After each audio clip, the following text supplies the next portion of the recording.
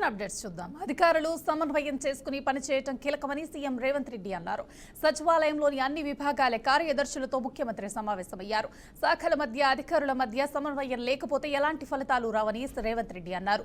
ప్రతి నెల కార్యదర్శుల పనితీరుపై సీఎస్ సమీక్షిస్తారని తెలిపారు. ప్రతి నెల కార్యదర్శులు సీఎస్ కు నివేదిక సమర్పించారని ఆదేశించారు. ప్రతి 3 నెలలకోసారి కార్యదర్శుల పనితీరుపై స్వయంగా సమీక్షిస్తారని సీఎం చెప్పారు. అభివృద్ధి విషయంలో సమన్వయం కోసం మెకానిజం ఉండాలన్నారు Revanth Reddy. Telangana rising 2047 vision document విడుదల చేశామని, రాష్ట్రాన్ని ప్యూర్ రేర్ గా విభజించి ప్రణాళికలు రూపొందిస్తున్నట్లు రేవంత్ రెడ్డి స్పష్టం చేశారు. కూటమి ప్రభుత్వ పాలనను ప్రజలు ఏమాత్రం మెచ్చుకోవటం లేదన్నారు YSRCP MLC Botsa Satyanarayana. CM Chandrababu, deputy CM Pawan Kalyan తో పాటు మంత్రులు భాష ఏమాత్రం బాగాలేదని ఆగ్రహం వ్యక్తం చేశారు. కూటమి నేతల భాష, ఆలోచన విధానాన్ని ప్రజలు అర్థం చేసుకోవాలని విజ్ఞప్తి చేశారు. వైఎస్ఆర్సీపీ కోటి సంతకాలు సేకరించడంపై కూటమి నేతలు వణికిపోతున్నారని బొత్స పేర్కొన్నారు. ఇప్పుడు చంద్రబాబు నాయుడు గారు ఆయన తాలూకా టీము ఇప్పుడు విశాఖపట్నం, ఉత్తరాంధ్ర ప్రాంతం మీద పడింది కన్ను. మొత్తం ఇక్కడ భూములు దోచుకుతామనే ఒక ఆలోచన. రియల్ ఎస్టేట్ సంస్థలకు వచ్చి ఎక్స్ప్రెషన్ ఆఫ్ ఇంట్రెస్ట్ పిలకంట పబ్లిక్ ఆక్షన్ లో కాకుండా 1-to-1 కంపెనీతో మాట్లాడుకుని ఎక్కడైనా సరే భూములు ఇవ్వడం అనేది ఉందండి. 99 పైసలకి, 50 లక్షలకి, కోటి రూపాయలకి, 55 కోట్లు, 100 కోట్లు ఎకరం భూమిని ఈ రకంగా ఇవ్వడం ఎక్కడైనా ఉందా చెప్పండి? మన రాష్ట్రంలో ఎప్పుడైనా జరిగిందా చెప్పండి? మన దేశంలో ఎక్కడైనా జరిగిందా చెప్పండి? ఏం జరుగుతుందో ఇవన్నీ తిరుగుతాం, ఇవన్నీ రివ్యూ జరుగుతాయి. ఏదో అధికారం ఉంది కదా అని దోచి పెడతామంటే ప్రజాస్వామ్యంలో అది జరగదు. దానికి ఒక ప్రక్రియ ఉంది, దానికి ఒక సిస్టమ్ ఉంది ప్రభుత్వంలో, రాజ్యాంగంలో. ఈ రకంగా దాని గురించి మాట్లాడరు, దాని గురించి అవినీతి మాట్లాడరు. అక్కడ చూస్తే గోదావరి జిల్లాలో ఒక పక్క వచ్చి ప్యాకెట్ క్లబ్లు, సీపోర్ట్ లో చూస్తే అక్రమ రవాణా, ప్రజా పంపిణీ వ్యవస్థ సంబంధించిన బియ్యాన్ని అక్రమంగా లక్షల కొద్ది టన్నులు వెళ్ళిపోతాయి. అవి అన్ని పత్రికలు రాస్తున్నాయి. ఒకేదో వైసీపీ పార్టీకి సానుభూతిగా ఉన్న సాక్షి ఒకటే కాదు, రాష్ట్రమంతా ఇప్పుడు చంద్రబాబు నాయుడు గారు అన్నమయ్య జిల్లా రాయచోటిలో రాజంపేట పార్లమెంట్ సభ్యులు పెద్దిరెడ్డి మిథున్ రెడ్డి పర్యటించారు.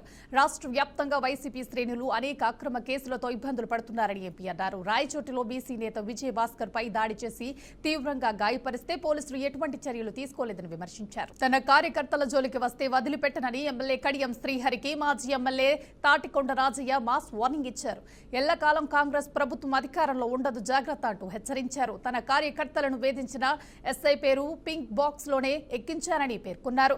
నకిలీ ఎన్కౌంటర్లకు కడియం శ్రీహరి రారాజు అన్న రాజయ్య, కడియం శ్రీహరికి సిగ్గుంటే బీఆర్ఎస్ పార్టీకి ఎమ్మెల్యే పదవికి రాజీనామా చేయాలని డిమాండ్ చేశారు. డెఫినెట్ గా పింక్ బుక్ లో రాసి ఎస్ఐ గారి పేరు డెఫినెట్ గా పింక్ బుక్ లో రాసి పెడుతున్నాం. రేపు రాబోయే రోజుల్లో ఆయన ఏ రకంగా తన పదవిలో ఉంటారో మేము కూడా చూస్తాం. 94 నుండి 2004 వరకు కడియం శ్రీహరి నిరంకుశ పాలన, అక్రమ అరెస్టులు, దొంగ కేసులు, నకిలీ ఎన్కౌంటర్లకు రారాజు కడియం శ్రీహరి అని దళితులను మరీ ఊత కోసపెట్టింది ఆ రోజు కడియం శ్రీహరి. మళ్ళీ ఇవాళ ఆ రోజులు 10 ఏళ్ళు బీఆర్ఎస్ పార్టీలో ఉన్నప్పుడు ఆయన పప్పులు ఉడకలేదు. కానీ మళ్ళీ 20 ఏళ్ల తర్వాత 2004 నుండి 2024 మధ్యలో గణపురం ప్రశాంతంగా ఉంది. మళ్ళీ పాత రోజులను సవిచూడవలసిన పరిస్థితి అవపడుతుంది. కడియం శ్రీ తస్మా జాగ్రత్త, దీనికి మూల్యం చెల్లించక తప్పదు. ఎక్కడైనా నీకు సీము నెత్తురుంటే, నీకెక్కడన్నా మానవీయ విలువలుంటే మరి ఇలాంటి చర్యలకు పాల్పడకు. మొదటిది నువ్వు అనుకుంటున్నావు కావచ్చు, మా అధికార పార్టీకి సంబంధించిన స్పీకర్ను నేను ఎక్కడి నుంచి తప్పించుకుంటా అని అనుకుంటున్నావు. కానీ తప్పకుండా నేను కోర్టుకి ఇస్తాం. హైకోర్టు ఉంది, ఇప్పటికే కలకత్తా కోర్టు కూడా తీర్పు ఇచ్చున్నది. తప్పకుండా 600 అయినా జర ఎనుకో ముందో నువ్వు రాజీనామా చేస్తే గింతంత నీకు విలువ ఉంటుంది. నీకు సలహా ఇస్తున్నా, ఇప్పటికైనా మరి బీఆర్ఎస్ పార్టీకి రాజీనామా చేయి. బీఆర్ఎస్ పార్టీ వాళ్ళ సంక్రమించిన ఎమ్మెల్యేకు మరి రాజీనామా చేయి. అదేవిధంగా నువ్వు నిజంగానే అభివృద్ధి కోసం కాంగ్రెస్ పోతే కాంగ్రెస్ పార్టీ అభివృద్ధి కోసం పోయినా అని చెప్పేసి తెలంగాణ మొత్తం తిరుగు. నీకు మరి చెప్పుల దండలు పడతాయా, పూల దండలు పడతాయా తేలిపోద్ది. చివరికి ఈయన గెలిచింది కూడా బీఆర్ఎస్ పార్టీని. కాబట్టి ఇవన్నీ దృష్టిలో పెట్టుకొని రాబోయే రోజులలో ఈ ఉద్యమాన్ని కడియం శ్రేణికి వ్యతిరేకంగా జరిగే ఈ నిరసన కార్యక్రమం మరింత ఉధృతం చేస్తామని చెప్పేసి హెచ్చరిస్తాం. పల్నాడు జిల్లా కోటప్పకొండలో విషాదం చోటు చేసుకుంది. గుండెపోటు రావడంతో అవుట్సోర్సింగ్ ఉద్యోగి నాసరయ్య మృతి చెందాడు. ఇటీవల సరిగా పనిచేయటం లేదని నాసరయ్యకి ఈవో మేము ఇచ్చారని, అతని వేధింపుల వల్లే నాసరయ్య మృతి చెందాడని మృతుని భార్య ఆరోపించారు. 4 నెలల నుంచి తన భర్తని ఈవో వేధిస్తున్నాడని వాపోయింది. ఈవో సూపరింటెండెంట్ డబ్బులకు అర్చక పోస్టులు అమ్ముకుంటున్నారని అర్చకులు ఆరోపించారు. ఈవో చంద్రశేఖర్ సూపరింటెండెంట్ శ్రీనును తక్షణమే బదిలీ చేయాలని అర్చకులు కోరుతున్నారు.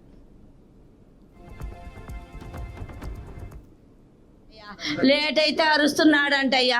వారం క్రితం అంటే నోటీస్ ఇచ్చాడంట, మొక్కలకి నీళ్ళు పెట్టమన్నంట. మొక్కలకి నీళ్ళు పెట్టమంటే నేనెందుకు పెట్టాలా, నాతో నలుగురు చేస్తారుగా, నేను ఒక్కడిని ఎందుకు పెట్టాలన్నాడంట. అంటే నోటీస్ ఇచ్చాడంట. నోటీస్ ఇస్తే వెంకయ్య గారికి ఫోన్ చేసి ఇట్లా సంగతి సార్ అంటే నాయన గారికి చెబుతావులే, నాయన మాట్లాడతాడన్నంట. నాయన గారేమో నాసరయ్య నువ్వు నాయన మనిషి అని చెప్పు, నీకు భయం లేదు, నీకేం భయం అన్నాడంటయ్యా. ఏమి టార్చర్ పెట్టాడు ఏమోనయ్యా. నాతోటైతే బాగానే మాట్లాడాడు, నాకైతే ఆ విషయాలు చెప్పలేదయ్యా. నాకేమీ చెప్పలేదయ్యా. నోటీస్ ఇచ్చిందైతే నా దగ్గరే ఉందయ్యా. ఆ నోటీస్ అయితే ఇచ్చాడు, మరి ఏమి టార్చర్ పెట్టాడో ఏం సంగతో నాకేం తెలుసుద్దయ్యా. మానుకో అంటే మానుకునేవాడు కదయ్యా. ఇవాళ నాకు మగుడు నాకు అంచి తీసుకొస్తారయ్యా. కొత్త వచ్చాడంటయ్యా. లేట్ అయితే అరుస్తున్నాడంటయ్యా. వారం క్రితం ఇట్లా ఒకే కుటుంబాలకు ఎన్ని పోస్టులు ఇస్తారు. ఇప్పుడు ముందు 16 సంవత్సరాల నుంచి చేస్తున్నా మమ్మల్ని అప్గ్రేడ్ చేయకుండా మిగతా వాళ్ళని ఎలా చేస్తారని అడిగితే దానికి నువ్వు అడగాల్సిన అవసరం లేదు, మా ఇష్టోత్తరాలకు ఇచ్చుకుంటావు, నువ్వు చెప్పాల్సిన అవసరం లేదు చెప్పి మాట్లాడారు. నేను ప్రయత్నం చేస్తూనే ఉన్నా, తిరుగుతూనే ఉన్నాను, యోగారు మొరపెట్టుకుంటూనే ఉన్నాను, ఆయనే పడుచుకునే ఇదిలో లేడు. అదే రేపు నేను యాక్చువల్గా రేపే ప్రెస్ మీట్ పెట్టేసి నేను నా బాధను చెప్పుకొని నేను కూడా అసోసియేషన్ చేద్దామని ప్రిపేర్లో ఉన్నా. కానీ ఆ కొండ మీద చేసే మిగతా అర్చకుల్లో ఒక కుటుంబంలోనే 2-3 పోస్టులు ఇస్తూ ఇప్పుడున్న ఈవో గారు ఖాళీగా ఉన్న 3 పోస్టులని డబ్బులు అమ్ముకొని వాళ్ళ 3వ కొడుకులకి 4వ కొడుకులకి ఇట్లా పోస్టులు ఇస్తూ ఇట్లా అన్యాయం చేస్తున్నారు. అందరికీ చాలామందిని ఇబ్బంది పెడుతూ నేను కూడా మానసిక క్షోభకు గురయ్యి రేపు నేను ప్రెస్ మీట్ పెట్టి నేను కూడా చూసాను, పెట్రోల్ కోసం తగలబెట్టుకుందామని ఫిక్స్ అయ్యానండి కొండ మీద. నేను కూడా ఈలోపు మా అన్నమ్మ నాసరయ్య కూడా ఇట్లా కాలం చేయటం వల్ల ఇక్కడికి వచ్చాను. దీని మీద అసలు తీవ్రంగా చేస్తున్నారండి వాళ్ళని, ఈవో గారి సూపరింటెండెంట్ కానీ. ఇది మన శాసనసభ్యులు గారు కూడా దీన్ని గుర్తించి అందరి బాధల గురించి కొద్దిగా ఆలోచించి ఆయన సరైన నిర్ణయాలు తీసుకుంటారని చెప్పి అందరి మీడియా మిత్రులు తెలియపరుచుకుంటున్నాను. నేను ఇట్లా ఒకే కుటుంబాలకు ఎన్ని పోస్టులు ఇస్తారు. ఇప్పుడు ముందు 16 సంవత్సరాల నుంచి చేస్తున్నా మమ్మల్ని అప్గ్రేడ్ చేయకుండా మిగతా వాళ్ళని ఎలా చేస్తారని అడిగితే దానికి నువ్వు అడగాల్సిన అవసరం లేదు, మా ఇష్టోత్తరాలకు ఇచ్చుకుంటావు, నువ్వు చెప్పాల్సిన అవసరం లేదు చెప్పి మాట్లాడారు. నేను ప్రయత్నం చేస్తున్నా, తిరుగుతూనే ఉన్నాను. ఏపీ గిరిజన శిశు సంక్షేమ శాఖ మంత్రి గుమ్మడి సంధ్యారాణి కుమారుడిపై చేసిన ఆరోపణలు అవాస్తవమని జిల్లా పోలీసులు తేల్చారు. సోషల్ మీడియా వేదికగా వాట్సాప్ లో అసభ్య లైంగిక సందేశాలు వచ్చాయంటూ మహిళ చేసిన ఆరోపణలపై ఫోరెనిక్స్ పరిశీలన జరిపిన పోలీసులు అవి ఫేక్ మెసేజ్లుగా నిర్ధారించారు. ప్రభుత్వాన్ని మంత్రిని అపఖ్యాతి పాలు చేసేలా కొందరు సహకారంతో కుట్రపూరితంగా ఈ ఆరోపణలు చేసినట్లు పోలీసులు వెల్లడించారు. దేవిప్రసాద్ సహకారంతో త్రివేణి చేసిన ఆరోపణల్లో నిజం లేదని పేర్కొంటూ ఇద్దరిపై సెక్షన్ల కింద కేసు నమోదు చేశారు. చట్టాలు అందరికీ సమానమేనని, అప్పుడు కేసులు పెడితే కఠిన చర్యలు తీసుకుంటామని జిల్లా ఎస్పీ మాధవరెడ్డి హెచ్చరించారు. తెలంగాణలో చెక్ డ్యాంలను బాంబులు పెట్టి పేల్చేశారన్నారు ఇండియా వాటర్ మ్యాన్ గా పిలువబడే రాజేంద్ర సింగ్. ఇవాళ ఆయన అడవి సోమనపల్లిలో పర్యటించారు. డ్యామేజ్ అయిన చెక్ డ్యాంలు పరిశీలించిన ఆయన కీలక విషయాలు వెల్లడించారు. ఖచ్చితంగా డ్యాంలు పేల్చేస్తున్నారని అన్నారు. జిలిటన్ స్టిక్స్ పెట్టి డ్యాంలను పేల్చేశారన్నారు. బంగ్లాదేశ్ లో హిందూ మైనారిటీలపై జరుగుతున్న అమానుష దాడులు దీపు చంద్రదాస్ అనే వ్యక్తిని అకారణంగా చంపడాన్ని నిరసిస్తూ ఢిల్లీలోని బంగ్లాదేశ్ హైకమిషన్ సమీపంలో విశ్వ హిందూ పరిషత్ ఇతర హిందూ సంఘాలు భారీ నిరసన చేపట్టాయి. బంగ్లాదేశ్ లో హిందువుల ప్రాణాలకు రక్షణ లేకుండా పోయిందని, అక్కడి ప్రభుత్వం దాడులను అరికట్టడంలో పూర్తిగా విఫలమైందని ఆందోళనకారులు మండిపడ్డారు. దీపు చంద్రదాస్ హత్యకు కారణమైన వారిని కఠినంగా శిక్షించాలని, హిందూ సమాజానికి భద్రత కల్పించాలని వారు డిమాండ్ చేశారు. ఈ సందర్భంగా అక్కడ ఒక్కసారిగా ఉద్రిక్త వాతావరణం నెలకొంది. దీంతో అప్రమత్తమైన పోలీసులు వారిని చెదరగొట్టేందుకు లాఠీచార్జ్ చేయాల్సి వచ్చింది.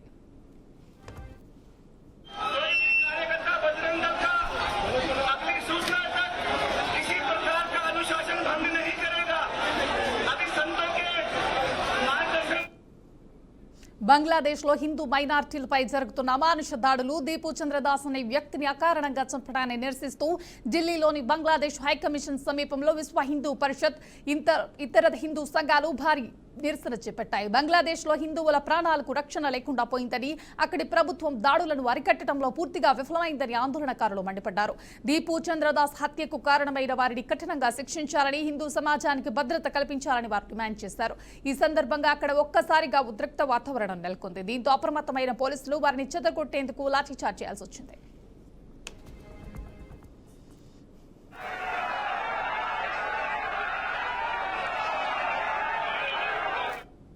కృష్ణా జిల్లా చల్లపల్లి మండలం మాజేరు దగ్గర నేషనల్ హైవేపై రోడ్డు ప్రమాదం జరిగింది. కారు బైక్ ని ఢీకొన్న ఘటనలో 2 యువకులు మృతి చెందారు. చనిపోయిన యువకులు పిట్టలంక గ్రామానికి చెందిన సిరివెల్ల భాగ్యరాజు, పులిగడ్డ గ్రామానికి చెందిన చేన్ను రాఘవగా గుర్తించారు. హైవేపై వేగంగా వెళుతున్న కార్ టైర్ పంచర్ కావడంతో అదుపు తప్పి బైక్ ని ఢీకొట్టినట్లు స్థానికులు చెబుతున్నారు. ఘటనపై పోలీసులు కేసు నమోదు చేసి దర్యాప్తు చేపట్టారు.